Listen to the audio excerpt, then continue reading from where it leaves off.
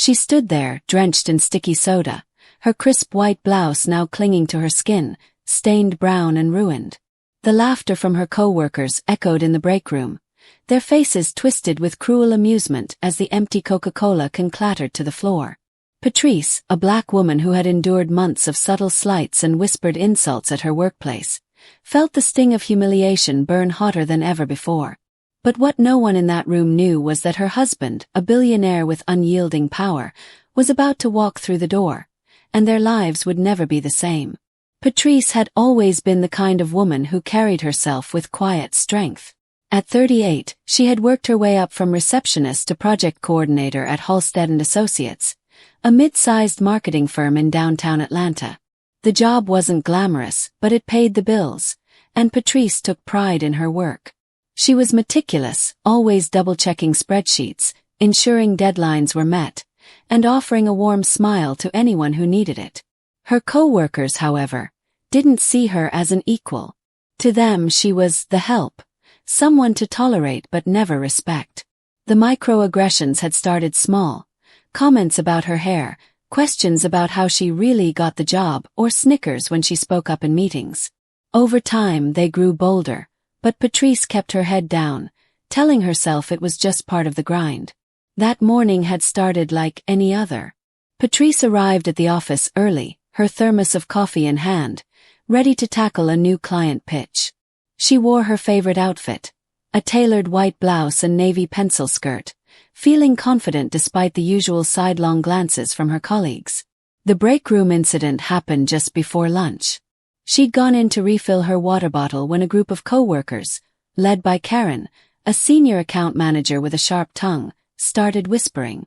Patrice ignored them, focusing on the hum of the water cooler. Then, without warning, a cold splash hit her back. She spun around, gasping, as Karen held up the empty Coca-Cola can, grinning. "Oops," Karen said, her voice dripping with mockery. "Guess I missed the trash can." The others burst out laughing. Mark, a junior designer, doubled over, while Lisa, another coordinator, covered her mouth but couldn't hide her smirk. Patrice stood frozen, the soda dripping down her hair and onto the floor. Her heart pounded, a mix of shock and rage threatening to spill over. She wanted to scream, to demand why they thought this was okay, but the words caught in her throat. Instead, she grabbed a handful of paper towels, trying to blot the mess, her hands trembling. "Why don't you just go change?" Karen said, folding her arms. "You're making a mess." Patrice didn't respond. She walked out of the break room, her heels clicking against the tile, the laughter following her like a shadow. She made it to her cubicle, her vision blurring with tears she refused to let fall. She sat down, staring at her computer screen, the client pitch document still open. Her phone buzzed on the desk, a text from her husband, Julian. "Running late for our lunch date. Be there in 20. Love you." Patrice exhaled, the message grounding her. Julian always had a way of making her feel seen, valued, whole. They'd been married for 12 years, their love forged through years of shared struggles and triumphs. Julian wasn't just her husband. He was her rock, a man who had built a tech empire from nothing. At 42, he was the CEO of Nexus Innovations, a company valued at over $10 billion, known for its cutting-edge AI software. Few at Halstead & Associates knew about Julian. Patrice preferred to keep her personal life private, especially at a place where people already judged her for everything else. She'd mentioned her husband in passing, but never his name or his status. To her co-workers, she was just Patrice, the black woman who worked too hard and smiled too much. She typed a quick reply to Julian. "Rough day. Can't wait to see you." Then she tried to focus on her work, pushing the break room incident to the back of her mind. But the dampness of her blouse, the sticky residue on her skin, wouldn't let her forget. She glanced at the clock. 12:15 p.m. Julian would be there soon. They'd planned to meet at a cafe across the street, a rare midday break in their busy schedules. Patrice decided she'd freshen up in the restroom before heading out. She grabbed her purse and stood, only to hear Karen's voice from across the office. "Patrice, you're not leaving already, are you?" That pitch isn't going to finish itself, Karen called out, loud enough for everyone to hear. A few heads turned, smirks spreading. Patrice forced a smile. Just stepping out for lunch. I'll be back in an hour. Karen raised an eyebrow. An hour? Must be nice to take long lunches. The comment stung, but Patrice didn't take the bait. She walked toward the restroom, her head held high. Inside, she stood in front of the mirror, assessing the damage. Her blouse was ruined, the soda stains glaring under the fluorescent lights. She dabbed at them with a wet paper towel, but it only made things worse. Frustration welled up, and for a moment, she let herself cry, the tears mixing with the water on her face. She hated feeling this small, this powerless. But she wasn't powerless, she reminded herself. She had Julian, their home, their life together. This job, these people, they didn't define her. She splashed cold water on her face, reapplied her lipstick, and took a deep breath. She'd survive this day, just like she'd survived every other. She left the restroom, intending to grab her coat and meet Julian outside. But as she stepped into the hallway, she saw him. Julian, standing in the office lobby, his presence commanding the space. He was tall, impeccably dressed in a charcoal suit, his dark eyes scanning the room. The receptionist, a young woman named Emily, looked flustered, clearly unsure who this man was or why he was there. Patrice's heart lifted at the sight of him. She quickened her pace, but before she could reach him, Karen's voice cut through the air again. "Patrice, you didn't tell us you had a visitor," Karen said, her tone laced with curiosity and something else, disdain. She'd appeared from her office, flanked by Mark and Lisa, all three of them eyeing Julian like he was an intruder. Julian's gaze shifted to Patrice, and his expression softened. But then he noticed her blouse, the stains, the dampness. His jaw tightened, a subtle shift that Patrice knew meant trouble. She reached him, touching his arm gently. "Hey, you're early," she said, trying to keep her voice light. Julian didn't smile. "What happened to you?" he asked, his voice low but firm. Patrice hesitated, glancing at Karen and the others, who were now watching with unabashed interest. "It's nothing. Just an accident. Let's go." But Julian wasn't moving. His eyes flicked to the group behind her, then back to Patrice. "This doesn't look like an accident." Karen stepped forward, her smile tight. "Oh, it was just a little mishap in the break room. You know how clumsy some people can be." She laughed, but it sounded forced. Julian's expression didn't change. He looked at Patrice, waiting for her to confirm or deny it. She sighed, knowing she couldn't lie to him. "Someone threw a soda on me," she said quietly. "It's not a big deal." The air in the room shifted. Julian's eyes darkened, and Patrice could feel the anger radiating off him. He turned to Karen, his voice calm but cutting. "Who threw it?" Karen's smile faltered. It was just a joke. No harm meant." "A joke," Julian repeated, his tone flat. He looked at Mark and Lisa, who were now avoiding his gaze. "You all thought this was funny." No one answered. The receptionist, Emily, shifted uncomfortably behind her desk.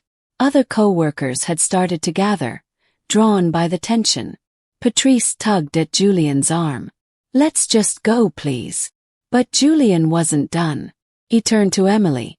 "Who's in charge here?" Emily stammered. Mr. Halstead, the CO, but he's in a meeting." "Get him." "Now," Julian said, his voice leaving no room for argument. Emily scrambled to pick up the phone. Karen tried to regain control. "Look, sir, I don't know who you are, but this is a private office. If you have an issue, you can file a complaint." Julian cut her off. "I don't file complaints. I fix problems." Patrice's stomach churned. She knew that tone, that look. Julian wasn't just angry, he was furious. She'd seen him like this only a few times, usually when someone threatened his family or his business. She tried to intervene again. "Julian, it's not worth it." He looked at her, his eyes softening for a moment. "You're worth it. They don't get to treat you like this." Before anyone could say more, Mr. Halstead, a balding man in his 60s, emerged from his office, looking annoyed. "What's going on here?" he demanded. Julian stepped forward, extending a hand that Halstead instinctively shook. "Julian Carter, CEO of Nexus Innovations. I'm Patrice's husband." The name hit the room like a shockwave. Halstead's face paled. Karen's mouth dropped open, and Mark and Lisa exchanged panicked glances. Nexus Innovations wasn't just a company. It was a titan, with contracts that could make or break firms like Halstead and Associates. Julian's wealth and influence were legendary in Atlanta's business circles. Halstead recovered quickly, forcing a smile. "Mr. Carter, it's an honor. I wasn't aware Patrice was. How can I assist you?" Julian didn't return the smile. "You can start by explaining why my wife was assaulted in your office." Halstead blinked. "Assaulted? I'm sure there's been a misunderstanding." "No misunderstanding," Julian said. He gestured to Patrice's blouse. "Someone threw a soda on her. They laughed about it. And from what I gather, this isn't the first time she's been disrespected here." Halstead turned to Patrice, his expression a mix of confusion and fear. "Patrice, is this true?" Patrice hesitated, her instinct to downplay kicking in. But Julian's steady gaze gave her courage. "Yes," she said. "It's been happening for months. Comments, jokes, exclusion. Today was just worse." Halstead's face reddened. He turned to Karen, Mark, and Lisa, who were now visibly nervous. Who was responsible for this? Karen opened her mouth, but Julian interrupted. "Don't bother. I don't care who threw it. I care that it happened under your watch, Halstead. This is your company, your culture. You let this fester." Halstead sputtered. "Mr. Carter, I assure you we have a zero-tolerance policy." "Then enforce it," Julian said. He pulled out his phone, dialing a number. "This is Julian Carter. I need a team at Halstead & Associates, downtown Atlanta now. Full audit, HR records, employee conduct. Everything." Halstead's eyes widened. "An audit? Mr. Carter, surely we can resolve this internally." "No," Julian said, hanging up the phone. "You had your chance. My team will be here in an hour. Anyone involved in this, or who stood by and let it happen, is done." Karen stepped forward, her voice shaking. "You can't just fire us. You don't own this company." Julian looked at her, his expression cold. "I don't need to own it. I own the contracts that keep it afloat. Your firm's biggest client. That's me. And as of now, I'm pulling every dollar." The room went silent. Halstead looked like he might collapse. "Mr. Carter, please, let's discuss this." "There's nothing to discuss," Julian said. He turned to Patrice, his voice softening. "You don't have to stay here. Come with me." Patrice nodded, her throat tight. She grabbed her purse and coat, ignoring the stunned faces around her. As they walked toward the elevator, Julian's hand rested on her back, a silent promise of protection. The doors closed, and Patrice finally let out a shaky breath. "I didn't want it to go this far," she said. Julian pulled her close. "They did this to themselves. You don't deserve to be treated like that. No one does." By the next day, Halstead & Associates was in chaos. Julian's team arrived, uncovering a pattern of workplace hostility, not just toward Patrice but toward other minority employees. Karen, Mark, and Lisa were fired within hours, along with several others implicated in the audit. Halstead himself resigned a week later, unable to salvage the firm's reputation or finances after Julian withdrew his contracts. The story spread across Atlanta, then beyond, a cautionary tale about accountability and consequences. Patrice took a leave of absence, spending time with Julian and their 2 children, re-evaluating what she wanted from her career. She eventually joined Nexus Innovations, not as a coordinator but as a consultant, helping shape the company's diversity initiatives. Her experience at Halstead became a catalyst for change, inspiring policies that prioritized respect and inclusion. Julian never spoke publicly about the incident, But his actions sent a clear message. Cross his family, and there would be a price to pay. For Patrice, it was a reminder of her own worth, a lesson she carried forward in every room she entered.